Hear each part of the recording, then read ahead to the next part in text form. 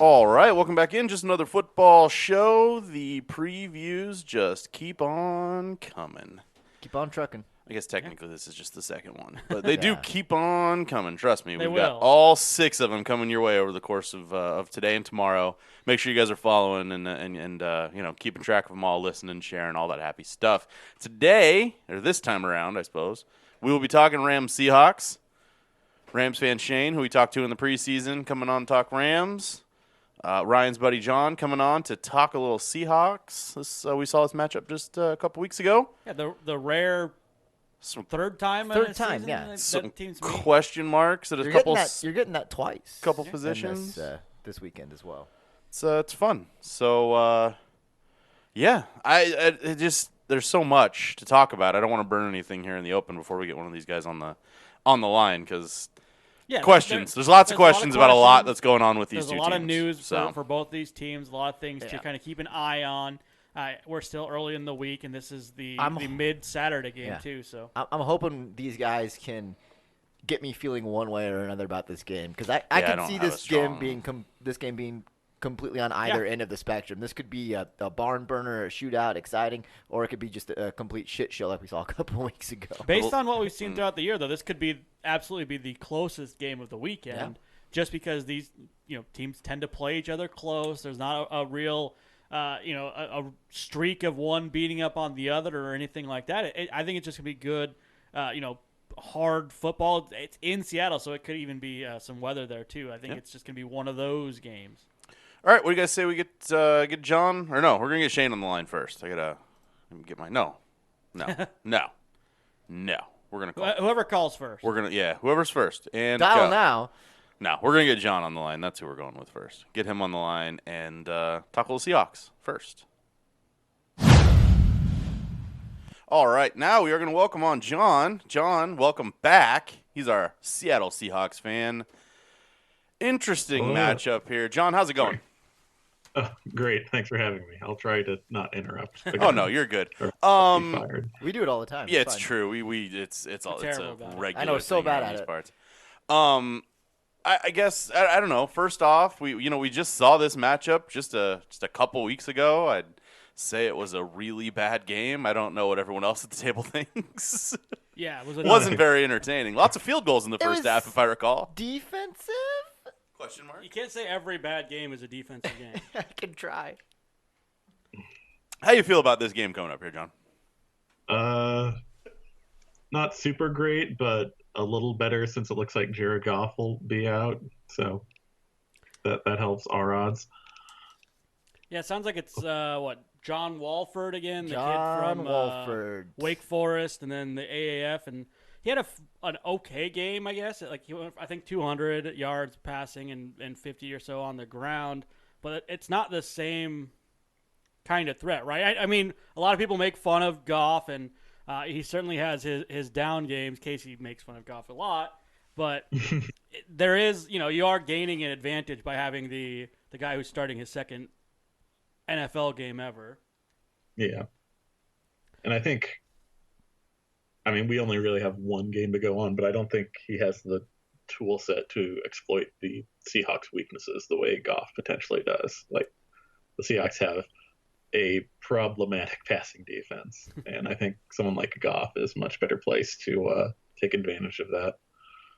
Maybe the first time you guys played this season, but not 2 weeks ago. Like Casey had mentioned, sort of a bad football game. Goff, who knows exactly when he broke that thumb or dislocated or whatever he did. So not exactly sure if that played into things. But Seattle did a very good job of stymieing this Rams offense at that point, and now you're downgraded at quarterback. Even an injured Jared Goff, I think, might serve this team a little better than the guy they got in there now. Are you worried at all about how this Rams defense, matches up against Seattle? Because they held Seattle and Russell Wilson in check, and one person in particular, Jalen Ramsey, has done a very good job of sort of shutting down DK Metcalf as of late. Yeah, I think it'll be a big issue. The Rams defense usually has Seattle's number, and they were especially good at getting pressure on Russ. I don't think this is going to be an especially high-scoring game or one that'll be fun to watch. It's one of those defensive games you're just talking about.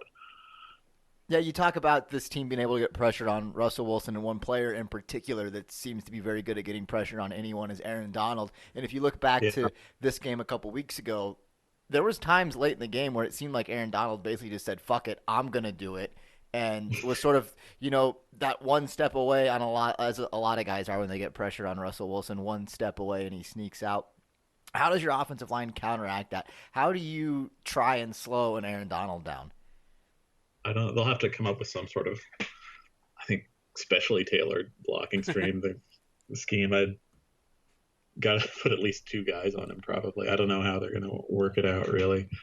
He's a player you really need to have smart blockers for. He's going to find unique ways to attack you, and I just don't think the Seattle line has shown that they can be as reactive as they need to be. Yeah, it's not as egregious. The Seattle offensive line isn't egregious as it has been in the past, but it's this Aaron Donald we're talking about, right? And even if he doesn't necessarily put up huge stats every game, he only had a sack in that last matchup. He still was in the backfield. He was still making Russ work, and I think Russ is going to have to work a lot to get by. And we've seen the last couple of games were just not necessarily great performances by the Seahawks. Over the last couple of games, it was low-scoring games, 20, 26 was the last 3 games there. Do you think that your Seahawks are going to be able to hang up some points here? No, not really. I think in like the 20 to 26 range is probably what we're looking at again. Yeah. And I mean, earlier in the year, you played them and you lost to the Rams. You beat them a couple of weeks ago, and it just seems like this is just one of those matchups. The whole NFC West kind of matches up like this. It seems one team has the other team's number across the board. Yeah, I think of the last 5 matchups, it's been Seattle twice and the Rams 3 times. So, but just going back and forth, I think it's going to be a good matchup. I really do. I know that there's injuries for the Rams, and that could throw things in the mix. But I know that Jamal Adams was a little bit gimpy, but they weren't sure if he was going to be able to play or not. Do we know anything new about that? They've said they probably won't say anything until Saturday. He's questionable, I think. Smart. It could go either way. He's been a losing revelation. Adams would be a pretty big issue, I think. He's probably one of the best performers on the defense right now. Yeah, he's really helped get that unit more up to shape this year. He's been really good, especially in the pass rush game, which I think would really help against Walford, who is, he wants to scramble a little bit, and that was effective against the Cardinals, who aren't exactly brimming with defensive talent. But you get a guy like Jamal Adams in there. You have Bobby Wagner. The rookie Jordan Brooks has been playing really well. I think that they can stymie any kind of run that Walford can get, and that kind of forces him in the pocket, which is not where he was terribly successful on last Sunday. So I do think this is a good matchup. I know that most of the fans we talked to, I will say, have been not exactly optimistic. So you're not in the minority there for predicting doom and gloom. But I think this is actually going to be a pretty good matchup. It'll be nice to see these teams get to play for a third time because they split during the season. Like I said, they had close records over the last couple of matchups with them there. So I really do think it's going to be a good matchup. I don't know. I think it's a good matchup, and we talk about the Jamal Adams injury. A couple other injuries, not so much, at least I haven't seen as far as severity, but you've got that running back group that has been off injury reports, on injury reports, banged up here, gimped up here. And a couple times Sunday during the game against the 49ers, there was a couple guys on the sidelines missing some time, and we're dealing with some, aches and pains and nagging, stuff like that. What is the word right now in Seattle camp as far as this running backs group go? I'm not really sure. I heard the latest stuff on the running backs. They put out some injury reports today. Yeah, they've been up and down most of the year, and even when Carson came back, he wasn't terribly effective. And then he's limped I feel up. like they've been using Penny more he hasn't lately. been effective for a little while. Yeah, As a fantasy owner, I can tell you that. Yeah, and I believe Carlos Hyde was on the COVID list last week, which is why he was out in I San think Francisco. Looks like they may have bumped Alex Collins up the depth chart lately. And he had some flashes last Sunday. So Yeah, he's been around. He was a Seahawk at one point. I remember he was a Raven too. He's the guy that does like a little Irish jig when he gets a touchdown, if I remember correctly. That sounds right. That sounds right. So, I think that a good part of this offense is gone when that running game is lacking because beginning of the year when everyone was healthy and you got a good scorching. And we were talking about Chris Russ's Carson. MVP. Yeah, that was where you were scoring 30 points. Like you're kind of coming in and out for me. Oh, yeah. I was just saying that the running game at the beginning of the year was going really strong, and then it kind of dropped off, and the points never really came with except for a 40-point performance against the Jets of all people. But do you think Russ is going to be able to kind of augment that? We know that he can reach the next level when he gets to the playoffs. Do you think he's going to be able to make up for some of the injury concerns with the running backs? Oh, maybe. It's been a weird season for us. Like, he looked really good at the beginning of the year. And then, as you said, things kind of dropped off there. They kind of moved away from, like, play action and using the run to kind of set up those plays and just kind of let him go deep a bit Yeah, he hasn't for a been while. really. And teams kind of started skipping around, taking away that deep ball. And I don't think they've really adjusted their attack yet to get back to their strengths. So we'll see. But he does tend to step it up in the playoffs. Like Ryan said, they kind of took him out of the kitchen. He wasn't cooking as much in the second part of the season as they started out. Right after they trademarked "Let Russ Cook," the numbers started taking a dip. Which the football gods, you don't mess with them. He hasn't had a 300-yard game since week 9. He hasn't had a 200-yard game in the last 3 weeks. The last time he had a 200-yard game was that 40-point adventure against the Jets. So it's hard to kind of think about him now or what's been going on lately with the offense compared to what it was at the beginning of the year. Mm-hmm. And then you run into this buzzsaw. This Rams defense, I think, was ranked number 1, number 2 in the league as far as preventing points, and you got all the big stalwarts there, and your Ramsey and your Donald, but they've had guys in the secondary come out of nowhere. We've seen Jordan Fuller and Troy Hill had a long touchdown. The pick 6 last week, I think, an 80-yard pick 6 last week. So it'll be interesting to see if Russ is able to pick on some of the younger guys. Fuller, I believe, is a rookie, and Troy Hill's only a couple of years in the league. So I'm more excited than a lot of fans are, I think, because I get to sit back and not really have a rooting interest and just say, good game, guys. Oh, yeah, you'll have a rooting interest. You'll find yourself in a rooting. There'll be money somewhere. You'll find a rooting interest somewhere, Ryan. We know how this works. Fantasy's done. It just, where does my rooting interest come from? It's probably money related. It comes from money related. We all know how this works. Last line I saw was, I think, Seahawks -3. Yeah, we were just looking at them before we started. They've moved a little bit, but not a whole lot on this game particularly. Yeah. So you've done this a few times with us. Let's see if we are used to how this works. We need you to pick this game for us. Tell us who you think's going to win, and give us a roundabout score. Where do you think this one's going to end up? I still think the Seahawks get the edge just because the Rams' offense is in such a weird place without Goff. But I think it's going to be another slow one, kind of sloppy, lots of turnovers. I'll say about 2017. I think it'll be a close one again. Yeah, that's pretty close. I mean, if you say, if you're thinking that about the last couple of games they played, that's pretty close because the last one was 23-16. That was the November one, and then the more recent one, the one just a couple weeks ago, was 20-9, and that's when Jared Goff busted up his finger. So that's kind of seems to be the trend for these games. Yeah, so this one will naturally be a shootout and go over. So, all right, if the Seahawks win this one, we'll be getting back a hold of you. You know how this works. You've done it. Yeah. Seahawks always seem to be in the postseason. I feel like we've talked to you just about as many times as anyone else. So, like I said, if Seahawks win this one, we'll be getting a hold of you next week. Appreciate the time. All right, we talked to one side of the aisle. Now to rebuttal. We've been calling it the rebuttal. Gonna hop over, talk to Shane. We talked to him in the preseason. He is our Rams fan. I almost almost did it, and it's your fault. You did it last night. Shane, buddy, how's it going? How do you feel about this matchup? I know it's not the ideal circumstances with the quarterback situation, but it's still playoff football. How you feeling? Well, thanks for having me back. Super excited for the game. I'm glad that we got a big win last week. We broke a couple, I think it was a 2-week losing skid there. Got a win. That was important. Punched our own ticket, and I think Seattle's a good matchup for us. We got a legitimate chance here.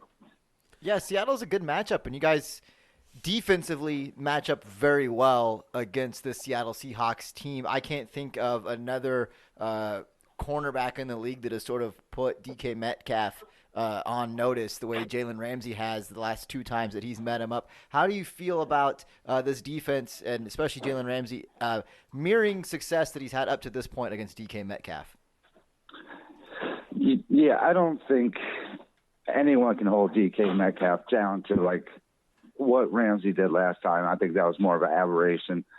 But give him his 3 for 50, 4 for 50, keep him in check, and I think we got a chance. But I mean, you got to love having a lockdown guy like Ramsey out there. He's one of a kind.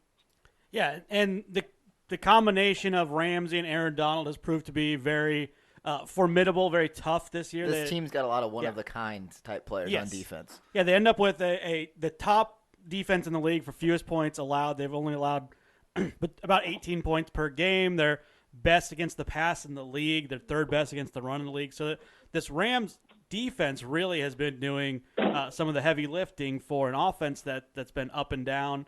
I do think the offense settled down a little bit once they got Cam Akers sorted out, once they had some of the weapons going at the same time. But the performance we saw last Sunday from Wolford, who could very well be the quarterback in this matchup against Seattle, how do you feel about John Wolford possibly being your quarterback in a wild card playoff match?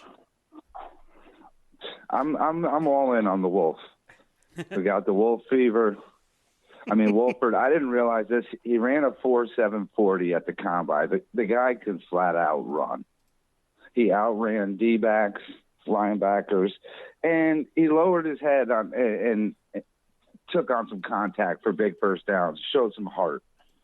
I think other players feeding off that. I think you got to ride that again against Seattle this week. Yeah, I think he did show a lot in that game. You mentioned his legs. The first Rams quarterback since 2000 to rush for over 40 yards in a game, and he did it in a quarter and a half, so that was pretty impressive. I'm kind of dealing with this inner struggle of what I think wouldn't suit this Rams offense better. If Goff says he can go at 75%, do you trot him out there and let him try, or do you stick with Wolford and see what he's got and maybe bring Goff in relief in a must-need type of a situation? Yeah, anything less than 100%, I'm starting Wolf. If your season's on the line, of course, you'll try anything. If they drop him in the fourth quarter and you're down big, you got to try anything. But I would start Wolford without a doubt. Yeah, and it should be a little bit of a better situation for him as well. Cooper Kupp should be back, I believe, off of the COVID list. And there's a small chance that Andrew Whitworth, the left tackle, is back, injured earlier in the year with the ACL, Nasty. I believe. Ugh. But, yeah, but him being back, I think 15-year vet, you get him there anchoring the line. So how do you feel about getting some of your healthy guys back? Like, I think Cooper Kupp could be a big boon for Wolford, a big friend to a young quarterback. Right. There also could be Michael Brockers. It could also be Kaiser, the middle linebacker. Could be a lot. It could be Cooper Kupp. Could have their full complement of weapons. But I think it's really the dynamic of Wolford. Statistically, he had the longest run of the season last week as a quarterback. I'm talking, and he had it in the first quarter. And Goff hadn't had a run that long all season. And I think that dynamic right there, that RPO, and that's big right now. Goff he just can't do that. He's not capable of that. He has a stronger arm. He has other great attributes, but that right there, that dynamic, the run, I think that's everything. And I think you've kind of sold me on Wolford here. Listen to Wolf. the Wolf. Listen to you talk him up. And you look at, especially a matchup against Seattle, a divisional opponent that they know you pretty well inside and out. And now you're bringing something different to the table that they haven't seen in person, have only seen on film for one game. So maybe you can catch them off guard here. You can throw something their way that they're not used to. And, there's an opportunity to capitalize on that, I think. Exactly. I think everyone was scrambling to see Wake Forest footage, any footage on Wolford, and defenses are doing the same. And there's just nothing there. And you have the whole element of surprise. They have to make adjustments on the fly to what you want to do, and I think that's a big advantage. And another week of practice, right? It almost feels like Sean McVay is just giddy with the stuff that he can do with a good mobile quarterback like this now. A guy who led the AAF in, I believe, in passing yards before the league folded, but was essentially the MVP of the AAF, and here he kind of flies under the radar. So I think I'm with Jam on this one. He kind of got me excited about the idea. I think, the confidence that Rams fans have in Wolford is a little bit infectious. Jam, I think, is right that you're bringing something new to the table against Seattle that they haven't seen before. They never had to plan for Jared Goff run for 50 yards in a game. So I really am kind of excited for this. More excited than I was certainly before looking at this game closely. Nice. Me too. Yeah, there's a lot, like you said, a lot of excitement here, a lot of unknown. One thing that I do know is a constant. You can set your watch to it. Aaron Donald's going to be trying to get Russell Wilson on the ground. He's going to be getting that pressure in there. Do you think it's more important, more valuable for Aaron Donald to get to Russell, get that sack, or just the way he can sort of throw Russ off just enough to force him in a situation where he might make a bad throw here or, an incompletion there? Even an incompletion would help as opposed to Russell Wilson chucking it down there. So how many sacks do you think Aaron Donald has to have in this game for this to be a Rams victory? Right. Well, you hit on the head with the familiarity. They know each other, and if you look at the way they play Seattle, they usually bracket Wilson to keep him in the pocket, and they tend to play Donald in the inside interior position. A lot of times they'll drift him out to the end on other teams, let him get a free rush. But usually Seattle, we keep him inside, we bracket Wilson, and we push the middle down. And actually, Aaron Donald has a lot of sacks career-wise on Wilson because of the way they play him. And I'll go out and say he gets 2. Yeah, and that's like you said, the way that they scheme against Russell Wilson, that's how you stop Russ. Because if you watch Russell Wilson, he is one of those quarterbacks that will step up in the pocket first before getting outside and scrambling to make stuff happen. So if you clog that with a guy like Aaron Donald who can take on 2 to 3 offensive linemen at any given time, you're setting yourself up for a chance to win. Yeah, that's exactly how they scheme them. They know each other really well. It's going to be a matter of who comes up with some new adjustments. And I think McVay, he's definitely on my hot seat. The play calling has been very suspect for me. The burning of timeouts, the management of clocks, the inability to run the ball and play small ball, use clock and protect his quarterbacks out there. I think he's on the hot seat for me. That is one, if I want to say a weakness that Sean McVay is sort of brought to the table here, especially this season. If you look back at, when you had a healthy Todd Gurley, you knew what you're going to do on offense for the most part. You were going to pound the ball, you were going to run it. Since Gurley's exodus from the team, there really hasn't been a commitment to one back or the other. Yes, you've had guys injured that have kind of faltered. Lots of injuries. And, Cam Akers had some problems earlier, but Darrell Henderson, looked very good through a couple carries, a couple games, and then sort of found himself on the backside of things as well. So who has to step up here from a running game perspective for you guys to, maybe create an easier opportunity for Wolford through the passing game? Yeah, it's definitely Cam Akers. He's got the breakaway speed. He's shown that. He's got the hands out of the backfield. And he's, minus a few injuries, I think he's taken that job. He would have had it sooner and probably more success, but in a smaller sample, he He's found the end zone. He's shown he has the breakaway speed and the big playability. Yeah, I have him stashed on a dynasty team somewhere, so I've been calling for it all year. Like, get the ball to Cam Akers more, and finally Sean McVay listened, and it does seem like it's been a resurgent run game for them with Cam Akers, with the dedication to one guy as opposed to a whole bunch of different guys there. So I do think that, adding Wolford's legs, having more of a unified run game, and maybe some of the stuff that Sean McVay can scheme up could really give you a new look, almost, offense for the Los Angeles Rams. And that's kind of scary when you're looking at starting the playoffs with that. So I think, it's going to be closer than people think. I think a lot of people are just writing this off as a Seahawks win because of the quarterback situation, but I do think that Wolford and McVay are going to have something dialed up for it.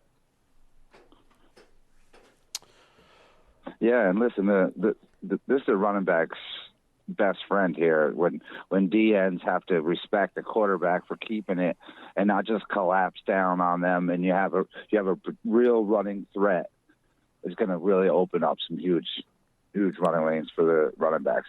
It sure has worked in Chicago. All right, so the $1 million question as we get to the end here. Who do you think wins this game? Give me a final score. How you feeling? How you sitting at the end of the day with this game? All right, over under is 42, and I got to believe where they're going with that tendency of the defenses dominating the game, and I see this being a low scoring affair. And of course, I'm going to take the Rams. I'm going to go out and say 23-17 Rams. 23-17 Rams. All right. If you're correct, we'll be hitting you up next week to talk about yet another Rams playoff game. All right. Thanks for having me again, guys. Hey, man, appreciate the time. Thanks for joining us as always. All right. Take care. Thanks, Shane. All right, 2 down. Two games down. Yep. Got 4 more to go. Yep. Jesus, in previous years we'd be halfway through this. But these are really good close matchups. I know it's the playoffs. I know that's how things happen. And but someone's projecting some blowouts here. But I think the more fan perspective we get on this is really sort of adding another level. We'll see. We'll see, because here's the thing. We're gonna do a changed version of the 4 score on Friday. So we'll see if any minds have been changed or if you guys have these as a blowout. Yeah, a pick 6, something like that. 6-pack and a pound.